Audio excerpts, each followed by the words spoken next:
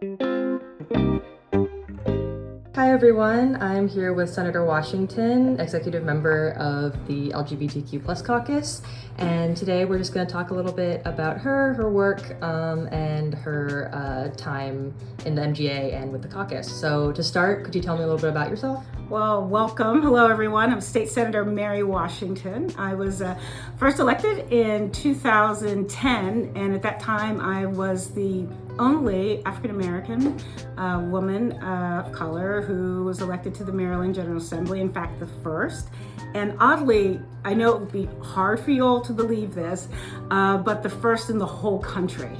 So that has changed so much since then. But just excited to be here. I currently serve first I was elected to the House of Delegates, and I served on the Ways and Means Committee and the Appropriations Committee. And it was an exciting first 2 years because we were fighting for marriage equality, ending the death penalty, DACA. And so all of those issues were all happening during the first year of my term.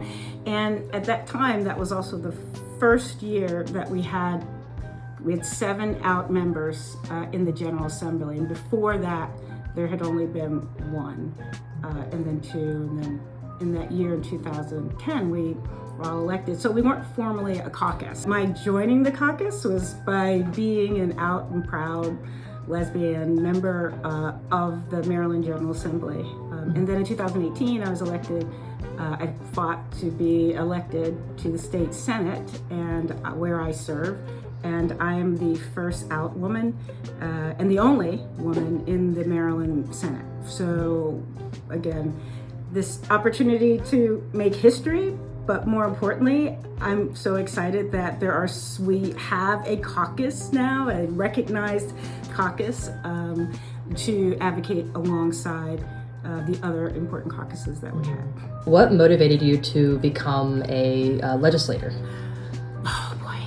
That's a big question, I know. Yeah, I think I've always wanted to find ways that I could use my time and talents to make the world be a better place. I know that might sound corny right now, but that truly is what I wanted to do. And I also felt like I could do a good job. Before that, I was a professor, sociology professor, and it's important to understand society and to talk about the challenges, but I really wanted to get my hands in the game. I wanted to be a part of actually not just influencing policy, but actually being able to take the vote, being able to put in legislation and give voice, a unique voice, I believe, and voices that have not been heard before or have been heard but sort of on the outside. And so that's what motivated me to run.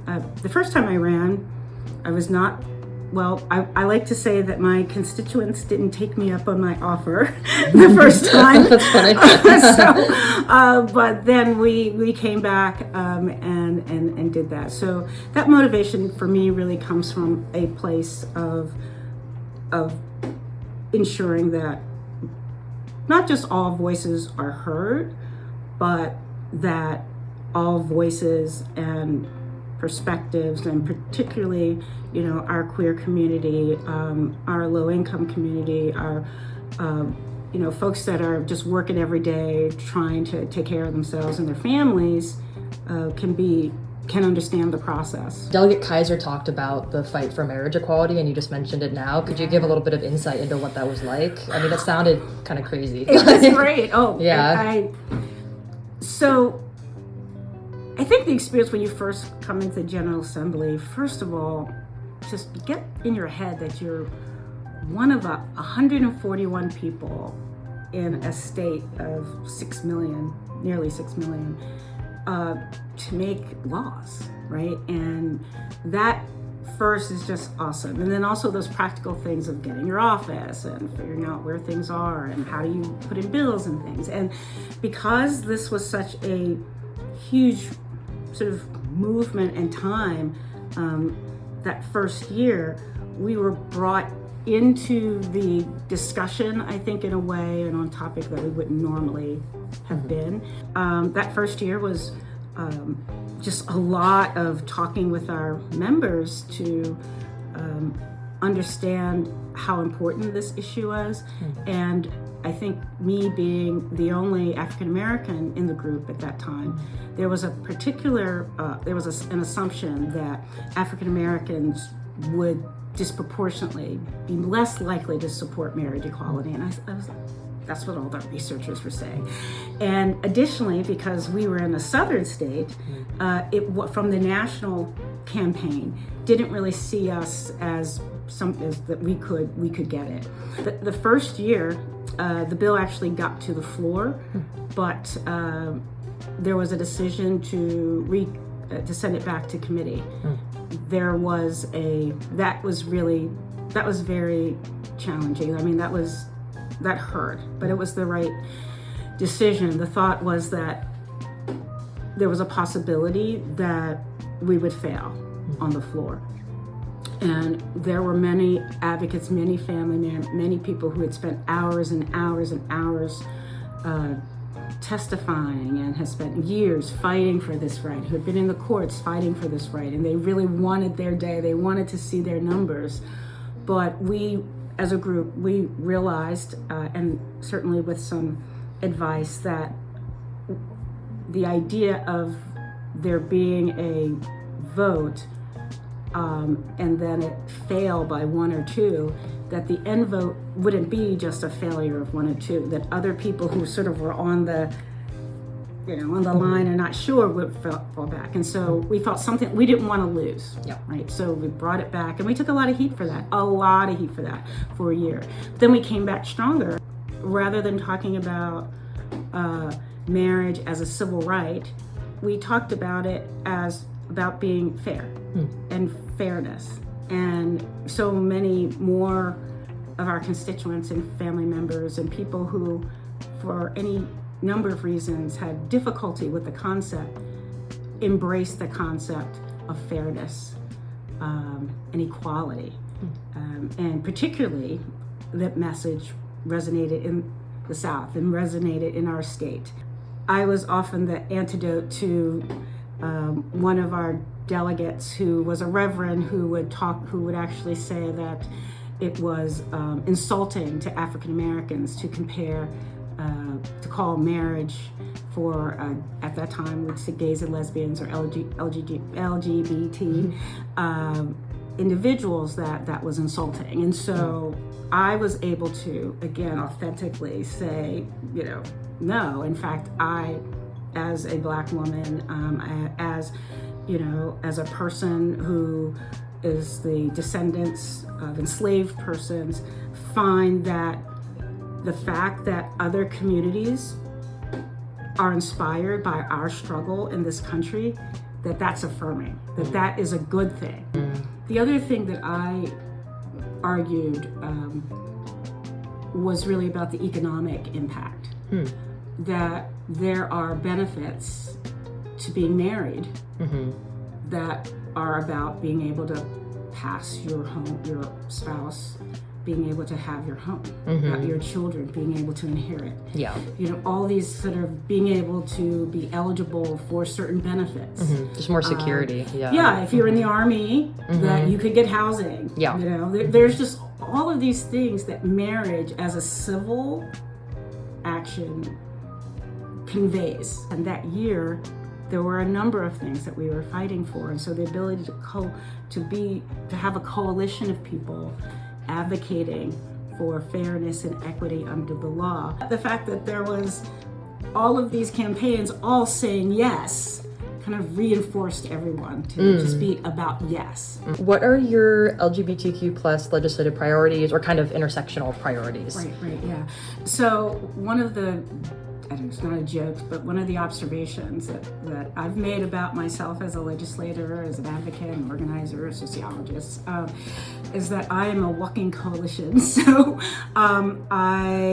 when I look at any issue, I'm looking at disproportionate impacts or positive impacts for people who are gendered female, impacts for people, BIPOC people, people of color, middle income, truly sort of working paycheck to paycheck, sort of growing up in that context, and being, an out lesbian, being a member of our communities.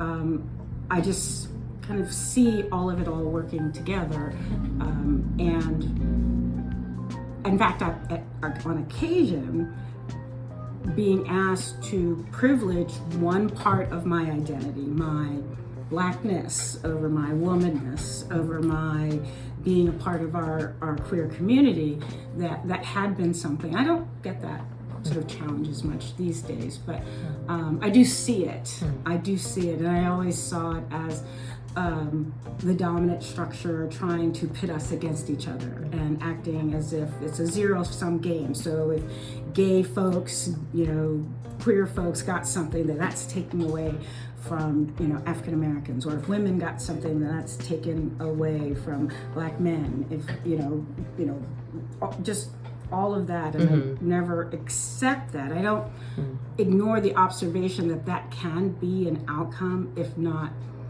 properly considered and worked through.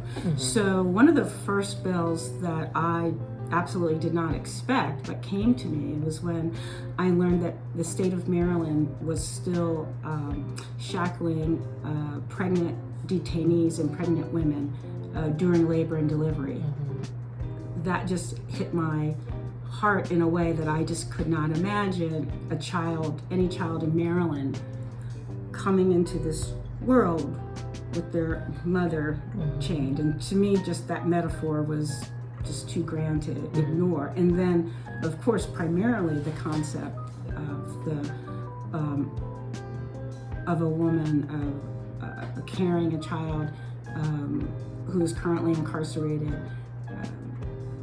going through that. The way it came to me is that I had a good friend that does street outreach, and I asked her to invite some of her customers to my office, and I wanted to learn more about what was happening.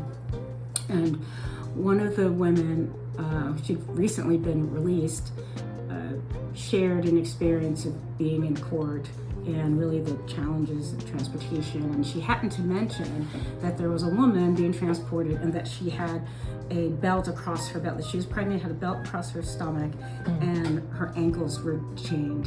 And I just was trying to imagine that, and then to learn that was also what happened during labor and delivery. And I found out that at that time, only 18 states had banned it. However, the federal government had banned it. So that was my first looking at the intersectionality of sort of womanness, of being incarcerated, being formerly incarcerated, the criminal justice system, all of those things. And so it took a couple of years for us to, in our blue state, to get that passed. What's the purpose of chaining a woman's leg or hand to a bed? And the idea that they're dangerous and that they don't have this basic humanity. And these were so-called progressives. I was really surprised, and so we had to fight that. So that was that's a whole story about learning about who is and who is not protected under the law, even in these categories that we have. The second one was I passed one of the first laws in our state around unaccompanied homeless youth, and established a task force to look at the issue. Now we actually have a program around that. There's some buildings that have been built, not enough. But again, that was a struggle. We do know that our community, our children, are disproportionately represented in the unhoused youth population. And their vulnerability to any number of things is very real for us. And so when a group, Youth Empowerment Society, came to me and wanted a bond bill, and I was like, oh, this is cute. I didn't know who they were. I was like, oh, these kids, they want a bond bill. And when I heard what they wanted to build a building, so they can house unaccompanied youth. And I was like, wait a minute. And so I sort of took that on. We pass a lot of bills and we work on a lot of things, but I know today that there are young people that were housed, or at least were able to be heard and learn and be a part of the process, and that some children came into our state, more children came into our state without their mother being chained to a bed. These experiences have broadened, for me, what it means to be an out legislator. Part of why we are where we are isn't because we just branded ourselves as LGBTQ activists, but because we branded ourselves as activists, as organizers, as change makers, and that is what allows for us to have the coalitions, but also, I think, have some authority to speak authentically, not for others, but in support of others.